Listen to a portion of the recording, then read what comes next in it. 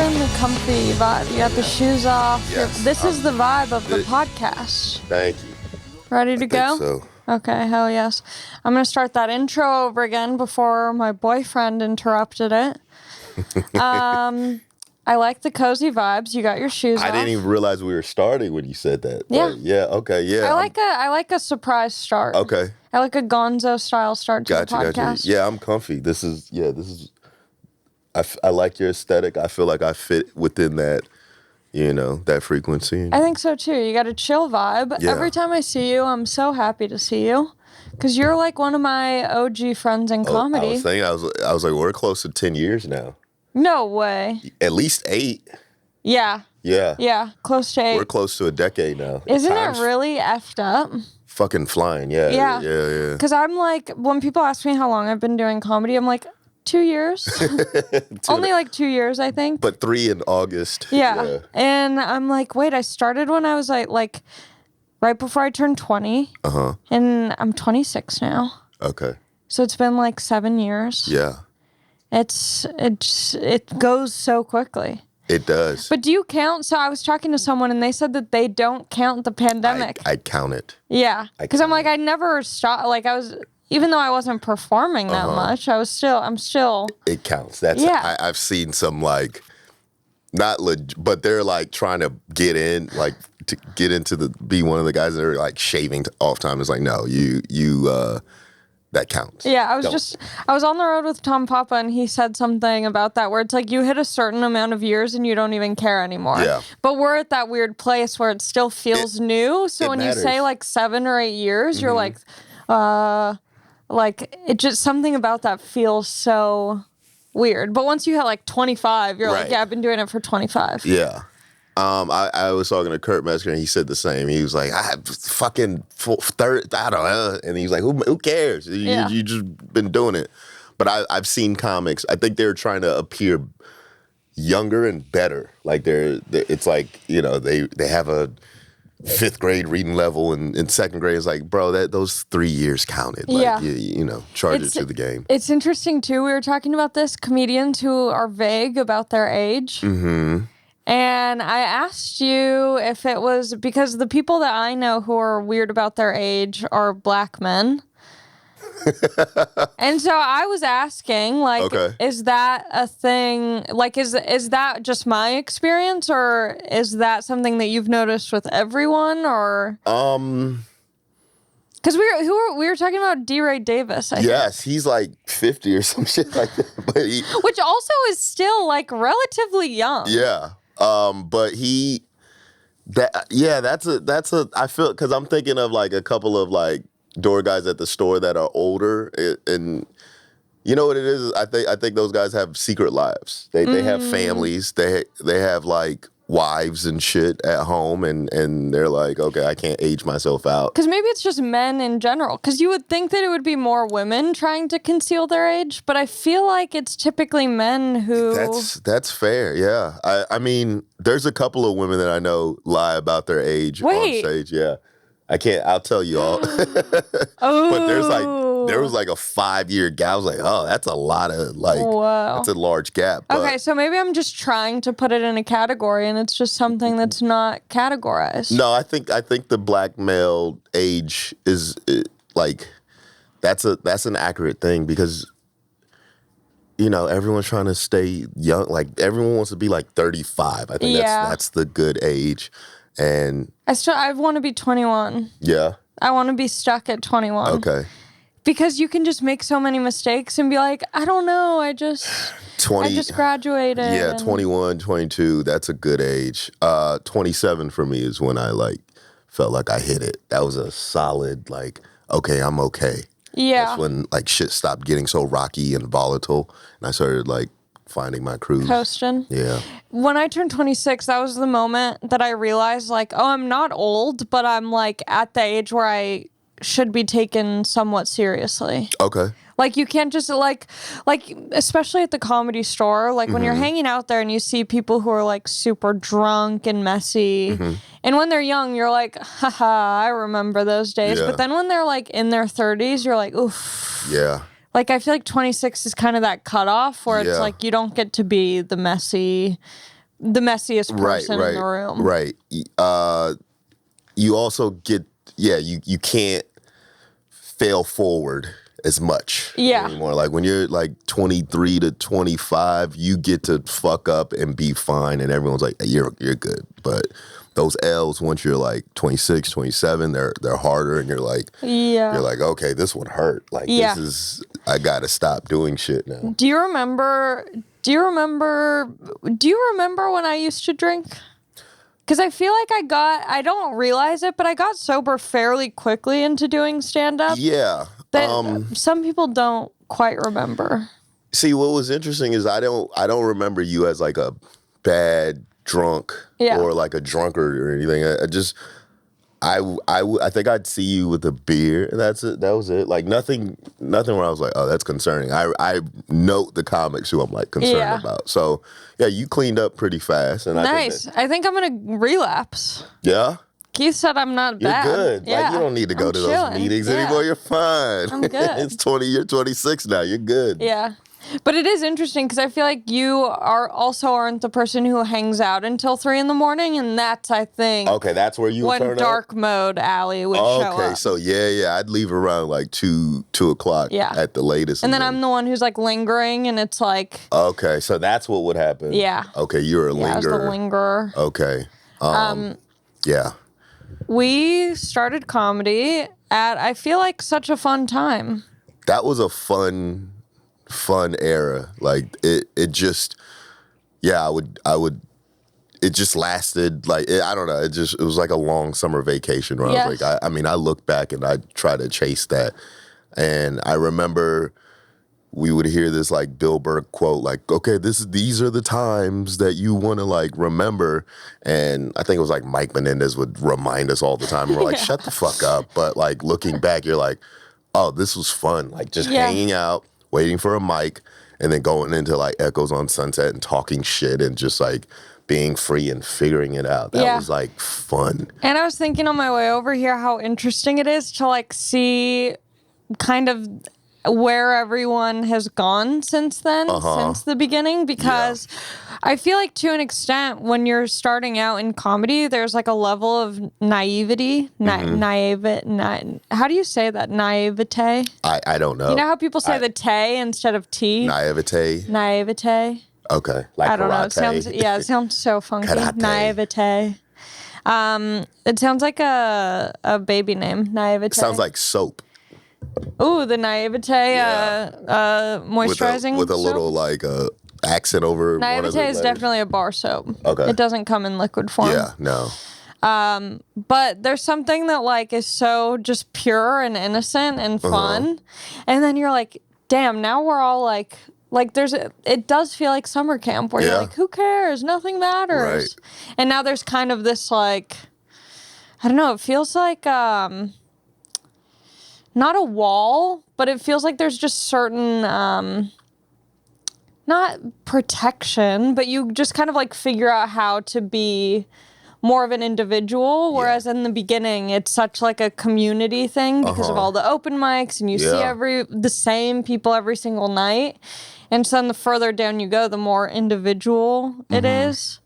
And it's wild. Who said it best? It was, I think Chris Rock said comedy's like, Bill Murray in Lost in Translation, where you're just like alone navigating random cities. And I was like, that's a perfect analogy. It's like you feel like you're always missing out, but everyone's doing the same thing. They're all like in different cities or doing different things. And then like 3 weeks will go by, but it's actually a year. And then you're like, oh shit, I haven't seen Allie in a year. I haven't seen her in like, and somehow you're always like 1 mile from an Applebee's. Yep, that's it. That was the most shocking thing when I started traveling for comedy is I'm like, every comedy club is like... right next to Applebee's. Right near a TGI Fridays, some sort of Applebee's. There's a Best Buy. There's like a TJ Maxx, and then there's a mattress firm. Yes. There's got to be one mattress firm at least. And, oh my God, the amount of comedy clubs that are in strip malls.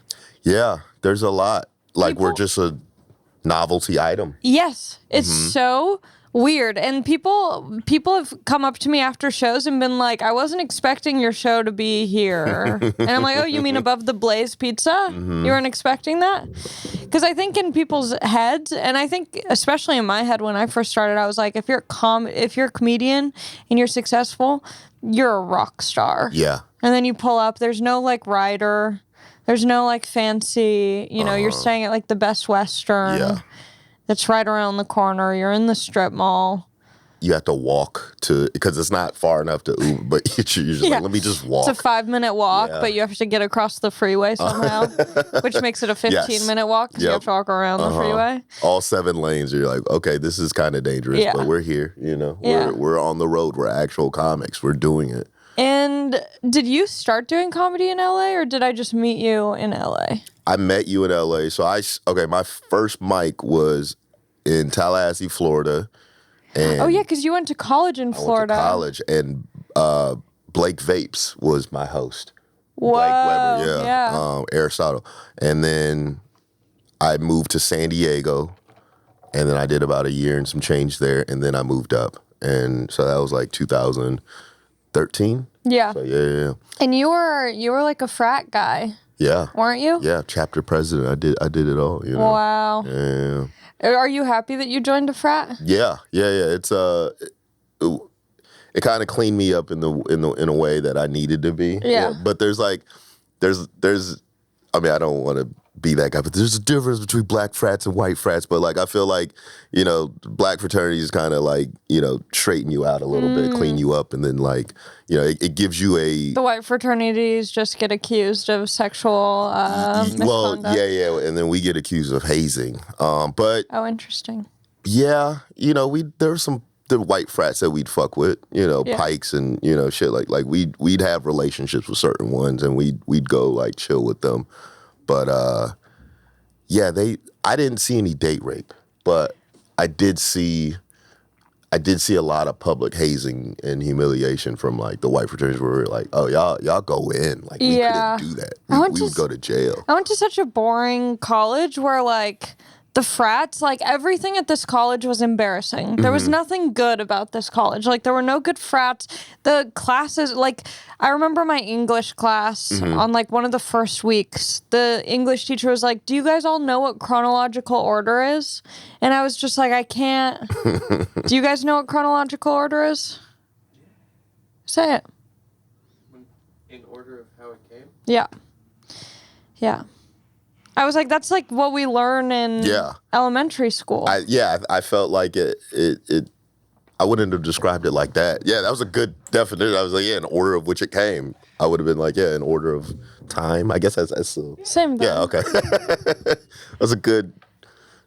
Yeah. But like even the frats were so embarrassing. Like there was nothing cool about any. Wow, that's whatever. Yeah, I felt like I had a good college experience. I was grateful for mine. I mean, looking back, like, I didn't learn shit because I was an economics major. I didn't learn shit about the economy, but I learned about who I was as a person. And, like, that's where looking back, if I would have known I was a comedian, I would have took, like, creative writing classes or script writing classes and shit and been like, fuck it, I'm going all in. And I want to take one of those classes, like one of those UCLA extension classes or something. There's a part of me that's like, I want to sign up and just like get like a second degree and shit like that in that. And because like if you do it right, they'll pay you, you'll get scholarships and shit like that. So I feel like that would be the move, honestly. You could just get paid to write scripts and then get connections. But I don't know. I think they look down on college kids that are script writers and shit like that, so it might not be good. What brought you to Florida? My dad was in the military, so we moved between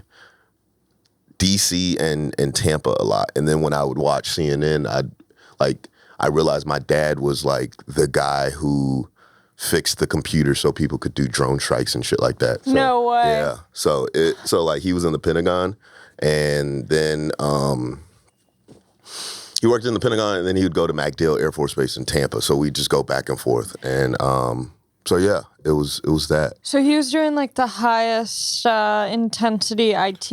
Yeah, he was pretty intense. He was like cybersecurity and shit like that. So he would like, once I pieced it together, I was like, oh, MacDill, Pentagon, Yeah. Joint Chiefs of Staff. Like I was like, okay, this guy. Because was he not allowed to like talk about it? No, he doesn't talk about shit. So he's You pretty still like. don't know. No, I don't know. But he's like, there was a movie with Brad Pitt, and he was like a commander or a general or something. He was like, yeah, I was this guy in the movie. I was like, oh, okay. Interesting. So, yeah. Even in what was that? Who?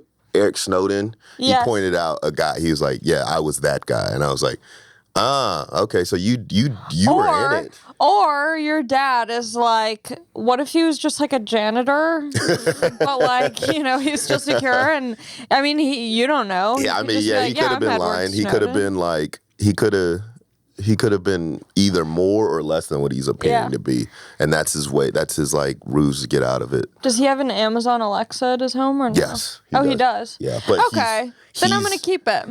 Yeah. He'll tell me some shit. Like my dad's pretty woke. Like for example, before Volkswagen got in trouble, there was like a documentary about how Volkswagen was like cutting miles or some shit.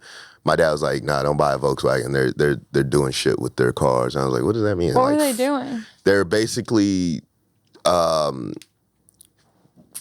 making their cars appear like they have more gas mileage or some shit like that. So they were like, we get 40 miles to the gallon, but they were like basically putting glitches in their computer, and they're like, he was like, nah, they're not good. They're lying about something. And then so he'd put me on game. He's like, okay, there's certain conversations where he'll like look at his phone and then he'll turn it off or put it under, and then he'll like disclose information. But it's not even like that much, but he's still very like, nah, they're listening. Because right now he's in he's still working. He's a government contractor. Yeah. Okay. So he's like top security clearance and shit like that. So there's certain things that. How did he get into that? It's just a bag. He's like I guess the equivalent would be like, are they on LinkedIn and he just like messaged some government fool and he was like, hey. A little bit. It's like a network there, and I've tried to compare it to like Hollywood jobs where I'm like, okay, you're like how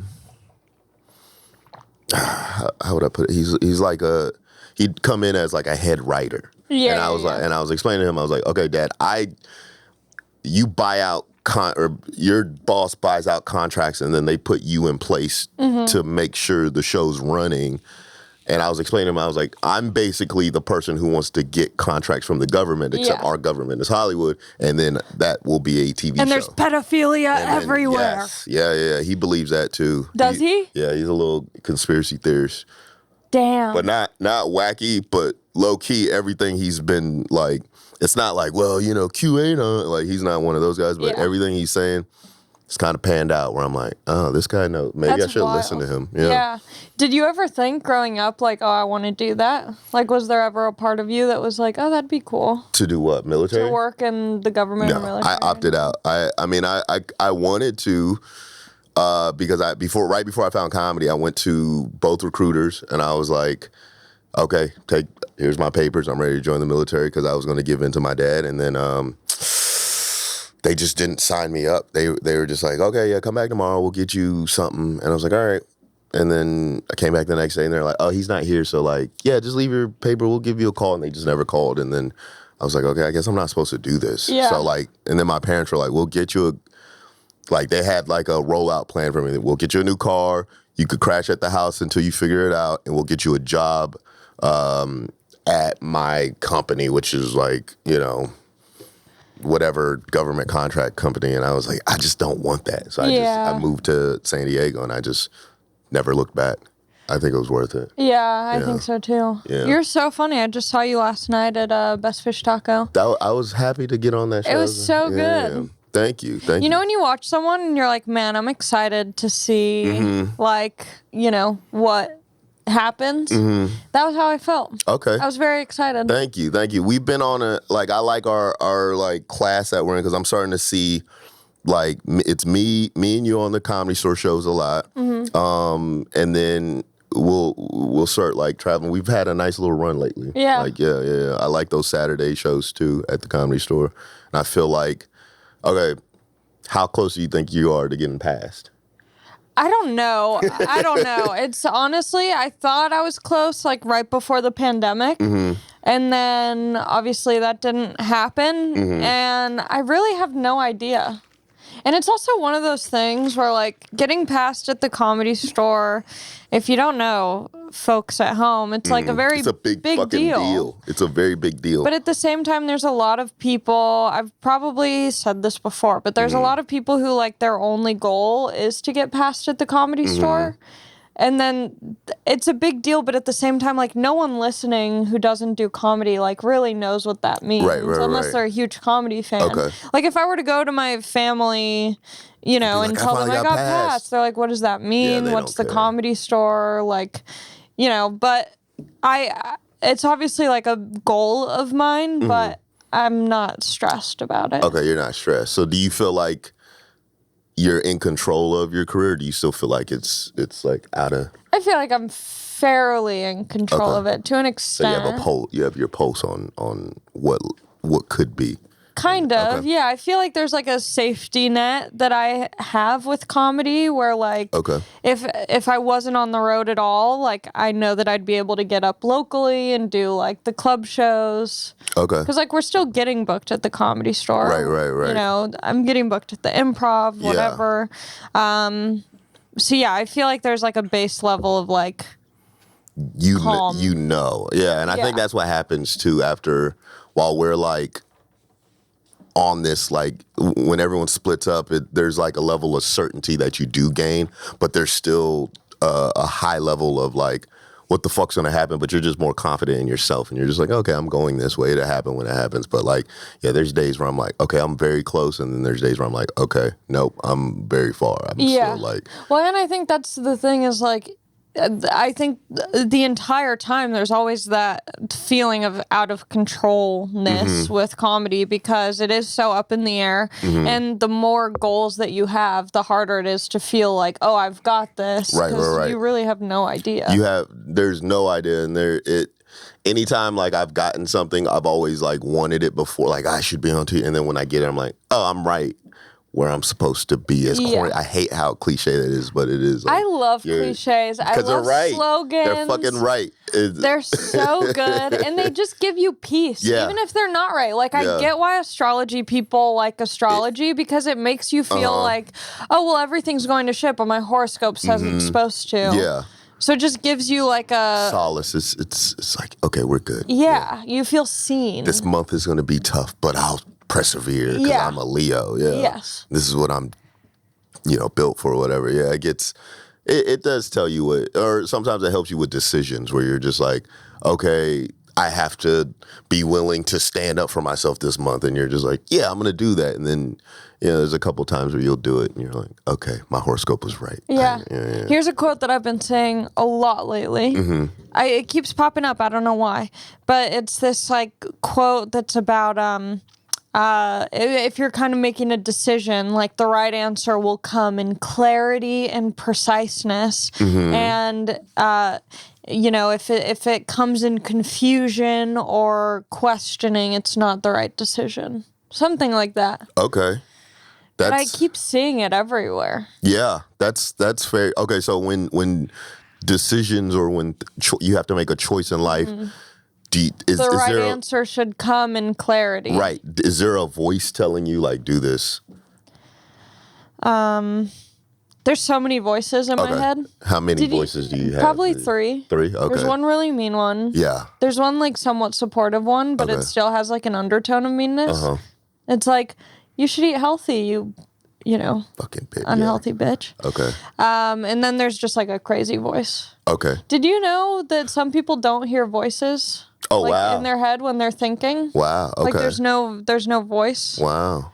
Did you know that in America, if you're schizophrenic, your thoughts are more violent compared to other countries? So, like, if you're like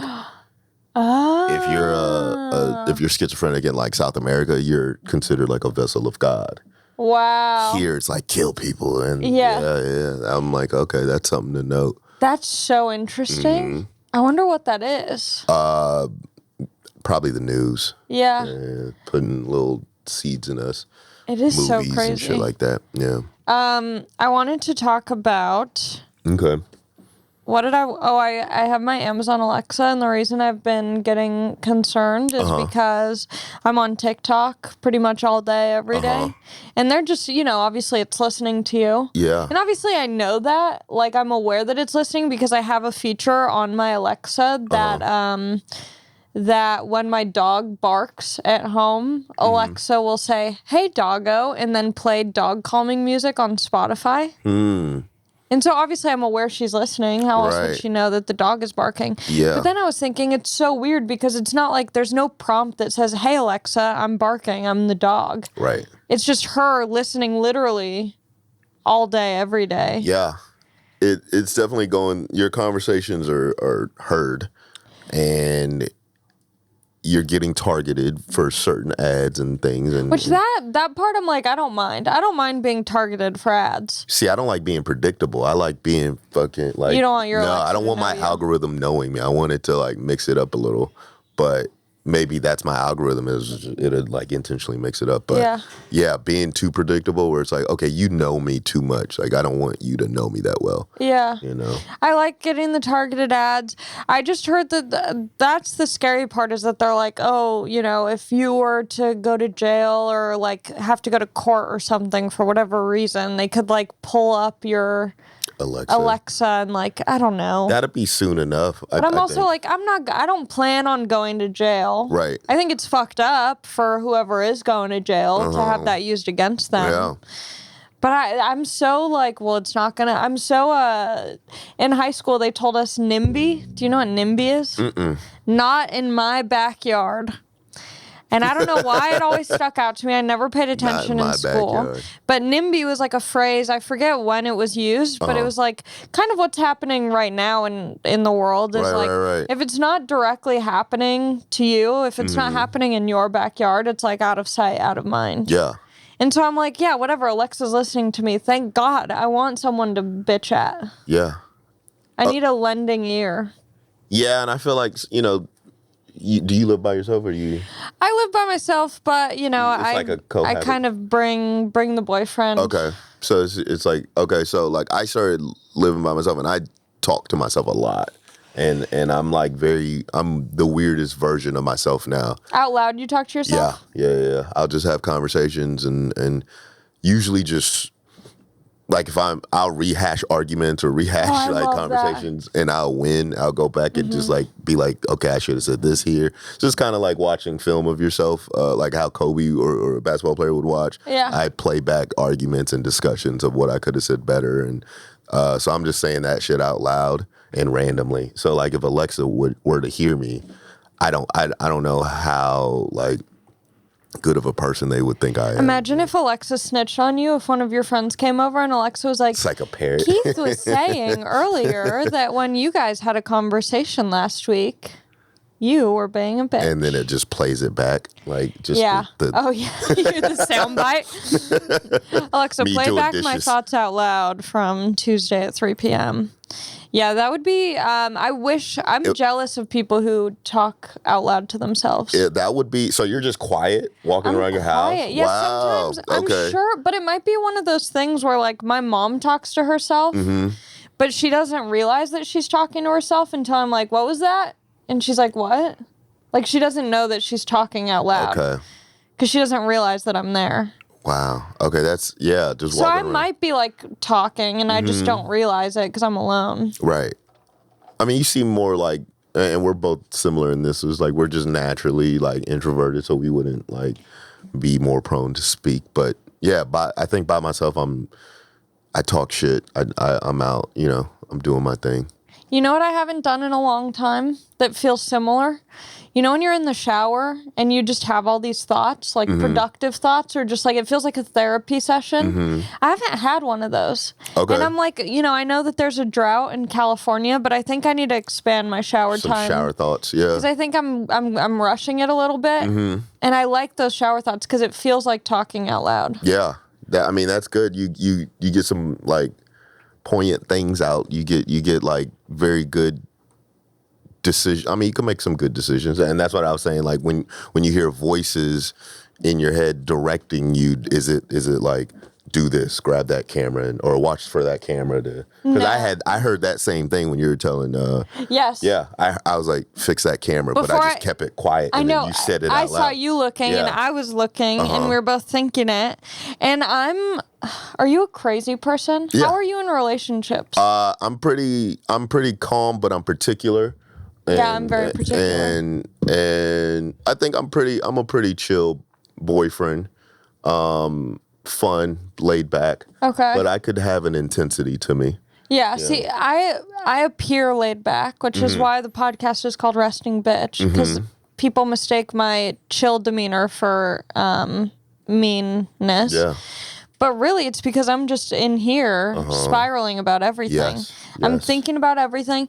And something else I learned from TikTok is that it's not necessarily a good thing to be empathic, because it just means that your childhood was chaotic, and so you perceive everyone's emotions at all times to make sure everyone's okay.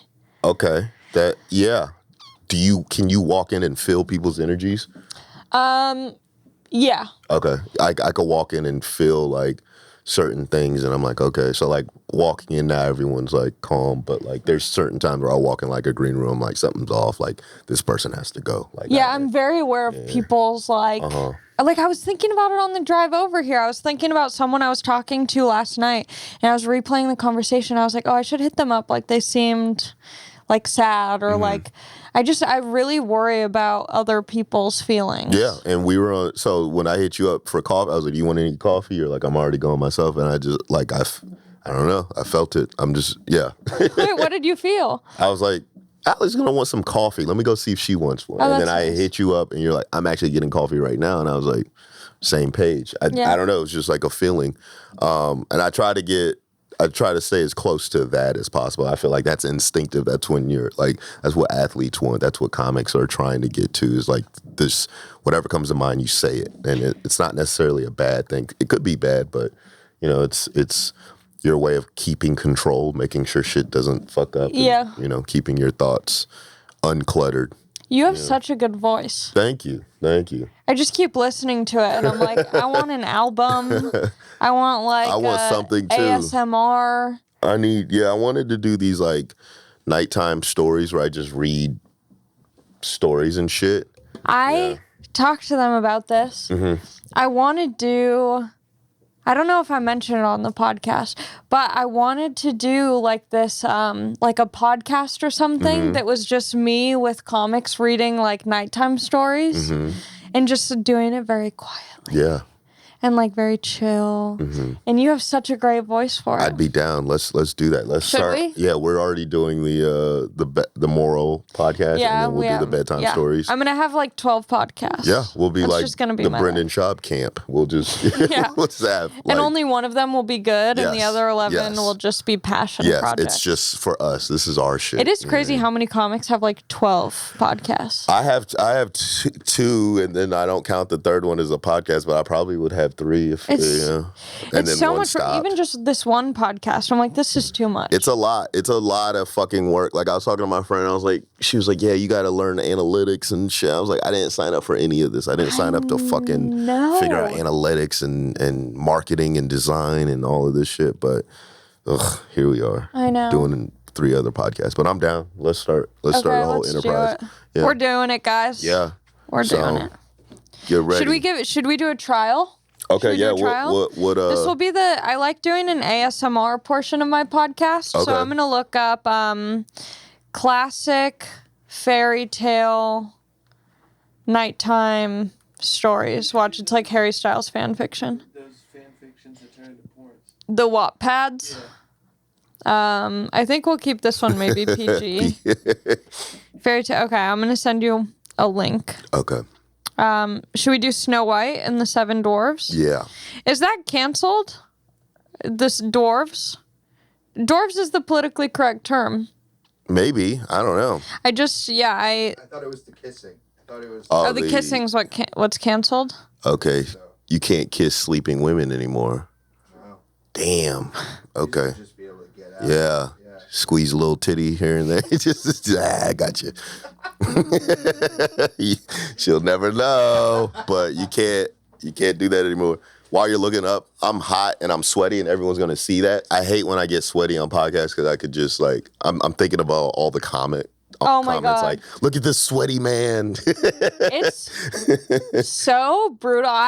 That will be the death of me. I need to stop reading comments because I really, every time I do a podcast or I'm on someone's podcast or just anything that's recorded, I'm just hyper aware. Gotcha. I'm not in the moment. I'm thinking about what I just said and how people will perceive it. Yeah. Because I was trying to talk, I mean, I don't want to bring it up again because I was already so self-conscious of it the first time, but I was trying to talk about seeing Dave Chappelle do a drop-in at the Comedy Store.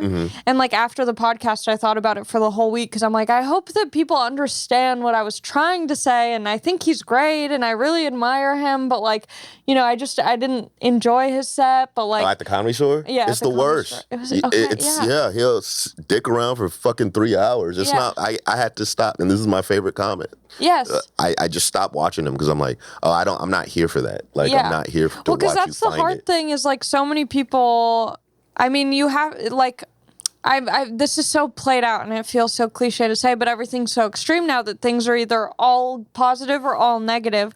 And I'm like, no, I feel both things. Yeah. Like, I respect him so much. I think he does so much good. And like, and then the whole time I was talking about it, I was just like, yeah, why people are going to think I'm an idiot. Why would I talk about Dave Chappelle? I'm just, I've only been doing it 7 years, blah, blah, blah. Right. But I'm like, I'm allowed to have an opinion about something. And I can still think very highly of him and just think that when particularly he drops in at the Comedy Store, it's not the most incredible thing. It's not. And it doesn't have to be. I'm not saying he has to only do good. Right. But it's just like there's so much hype to seeing him there. And I'm like, he's just working shit out. When he first came around, it was like cool to see, and then you're like, oh wait, he's just gonna like sit there. There's long pauses of like 10 minutes where he's just in silence, and I'm like, 3 people could have gone up. Sit in the corner and then have comics up, and then when you think of something, chime in, and then it could just be a long riff session with comics, and then you could like build your shit that way. You know what would be fun to see? Because he was there, and then David Tell and Jeff Ross dropped in the main room, and that was so fun to watch. And I think it would be really fun to watch him with another comic. Yeah. Like another comic doing material, and then him like almost tagging it or like adding his stuff to it. I think he's too petty to do that because I remember seeing him with Tiffany Haddish, and he was like kind of drunk.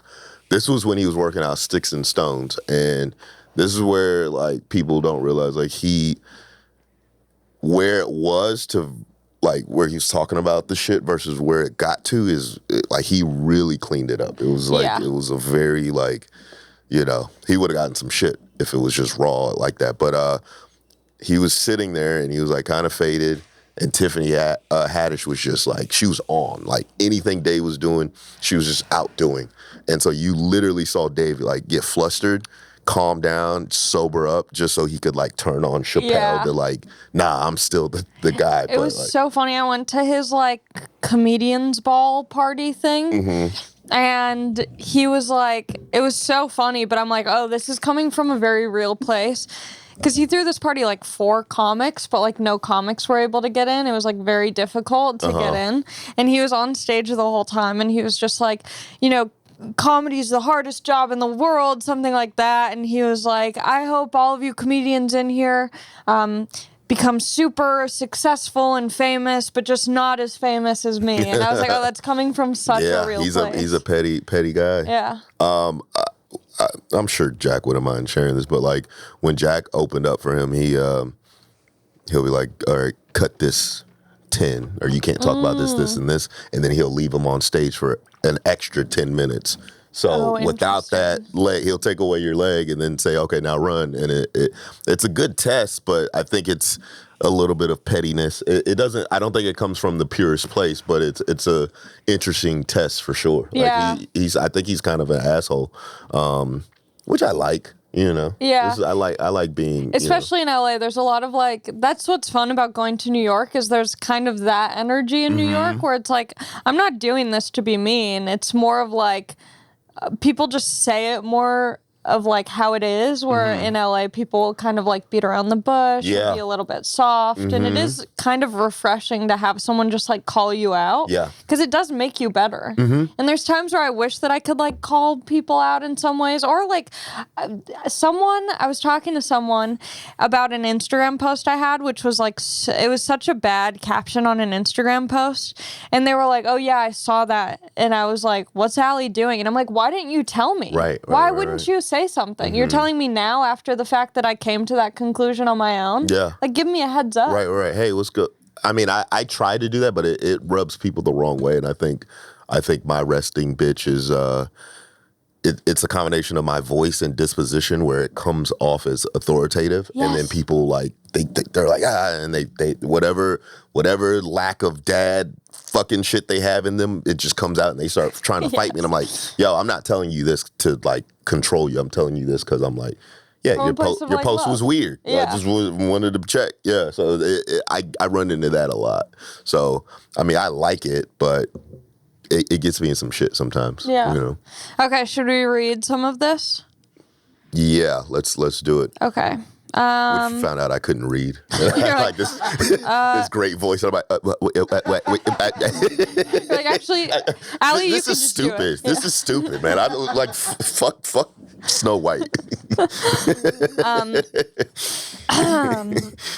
Once upon a time, in the middle of winter, when the flakes of snow were falling like feathers from the clouds, a queen sat at her palace window, which had an ebony black frame, stitching her husband's shirts. While she was thus engaged and looking out at the snow, she pricked her finger, and 3 drops of blood fell upon the snow. Drip, drip, drip. Now the red looked so well upon the white that she thought to herself, "Oh, that I had it. What? Oh, that I had a child as white as this snow, as red as this blood, and as black as the wood of this frame." Yes. What does that even mean? I don't know. It's very sexual already. Maybe it's just the way I'm reading it. Soon afterwards, a little daughter came to her, who was white as snow and with cheeks as red as blood and with hair as black as ebony. And from this she was named Snow White. And at the same time, her mother died. Oh, we got a knock at the door. Is it Snow White? No, it's the tow truck. Oh, we got a package. It's like, hey, you're about. That was a weird ending to. At the same time, her mother died. Yeah, okay. It's a real Debbie Downer moment. Yeah, that was a. Come on, man. I like the ad libs. Oh, you heard it, like the little. The little ASMR. Yeah. I was adding a little bit to it. Do you want me to take this second? Take this. Okay. About a year afterwards, the king married another wife who was very beautiful, but so proud and haughty, that's a good word, that she could not bear anyone to be better looking than herself. She owned a wonderful mirror, and when she stepped before it and said, "Mirror, mirror on the wall, who's the fairest of us all?" it replied, "The queen is the fairest of the day." Then she was pleased, for she knew that the mirror spoke truly. Little Snow White, however, grew up and became prettier and prettier. And when she was 7 years old, she's only 7 and she's fine. She was 7 years old. Pedophilia is real. Right. This shit, these stories are a little weird. So it may have been canceled. When she was 7 years old, she was as fair as the noonday and more beautiful than the queen herself. When the queen now asked her mirror, "Mirror, mirror on the wall, who's the fairest of us all?" it replied, "The queen was fairest yesterday. Snow White is the fairest now, they say." Yeah, that's enough. Yeah, Snow White was 7 and she was finer than the queen. Yeah, that's so weird. Yeah. It's also, did you watch Disney movies growing up? I remember watching Bambi and Peter Pan. Those were my shits. And who was the prince who was a little spoiled? I think it was Robin Hood, yeah.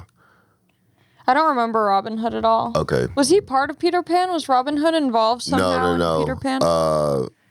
Robin Hood would steal from the rich. Yeah, I remember he was like kissing the prince's hand. He stole his rubies from his finger. That was always funny to me. He was like the original pickup artist. Yeah, just had gold or little rubies in his teeth. Did he wear a fedora? Robin Hood is giving me fedora vibes. Yeah. with the little feather in the cap. I have a cousin who wears a feather in his hat, and I was at a show last night, and this guy was like, "Oh, I think your cousin came to one of our shows." I wasn't on it. It was just like somewhere in Venice. And I was trying to figure out what cousin it was. I have quite a few cousins. And then he was like, he wore a hat with a feather in it, and I was like, I know the one. Like, you know when you just have a cousin where like there's just one word, and you're like, that's the one. Yeah. I was at ACC last weekend, and this dude comes up to us, and he's like, "Yo, like, you guys were funny. My cousin does comedy. Do you know Bruce Gray?" And I was like, "Yeah." No way. And he was like he was like 45, 50. He had this like 22-year-old girlfriend who was like super hot, and he had like a Bakersfield face, like just a very Bakersfield face, but dressed like money. He had like Louis Vuitton shoes on. She had on red bottoms, and she was trying to fuck the headliner, and he was with it. He was like, yeah, I think. Oh my God. And so they were like trying to get us to go party with him, and on the way out, he was like handing money to all the door guys. Like he was like $100 bills, like just, and then he was like, come on, let's take an Uber. And I was like, no, I'm not gonna get in an Uber with y'all. And so we ended up hopping around for a little bit, but then the girlfriend would get girls for us. So she would go talk to girls and be like, you need to come talk to these guys. They're like famous. And it was hella uncomfortable. And I was like, the only reason why I'm here is because Bruce Gray is a good guy. Did you tell Bruce? Yeah, I sent him a picture. And was Bruce like, oh, that's my weird cousin? Yeah, he was like, Everyone has that weird cousin. Very weird cousin that you just run into. And yeah. Do you have a weird cousin? I think I might be. You might be You the might weird be the weird cousin? Okay. Yeah, I could see that. You have... I think I am. Yeah. I was just thinking about it. Yeah.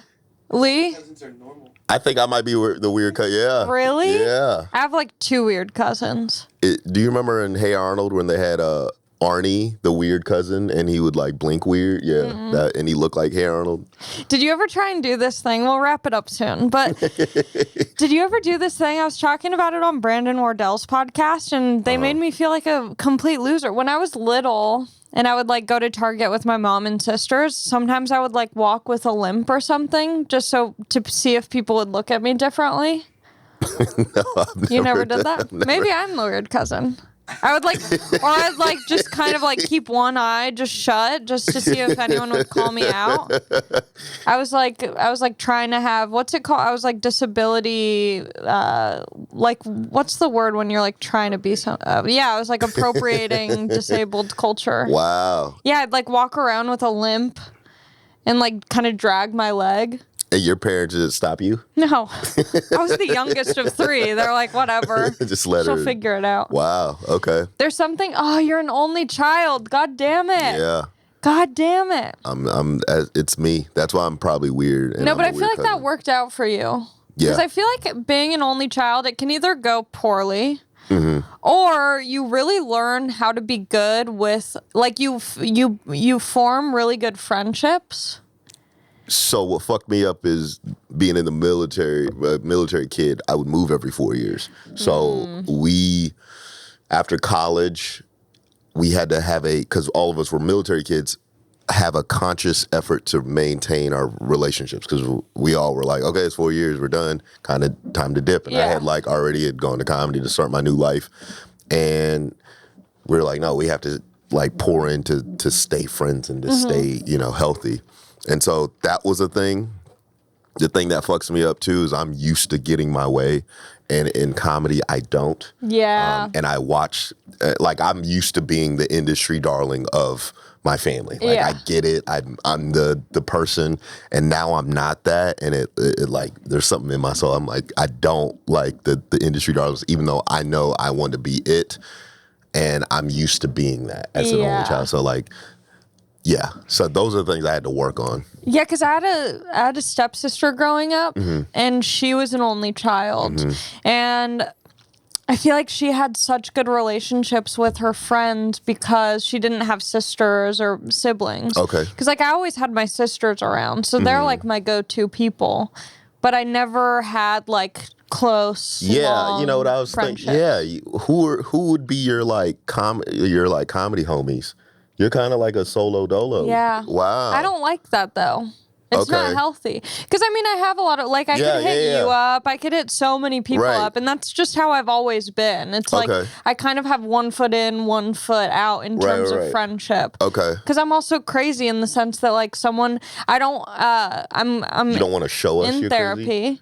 So I'm realizing, like, it's just a defense mechanism because if I get too close, I'll find something that I don't like about someone just to, like, protect myself. Ooh, okay. Like, I'm not very forgiving or, like, not forgiving. It's just, like, I'm not very, like, I need someone to be perfect for me to feel safe. Gotcha. And no one's perfect. So I just kind of...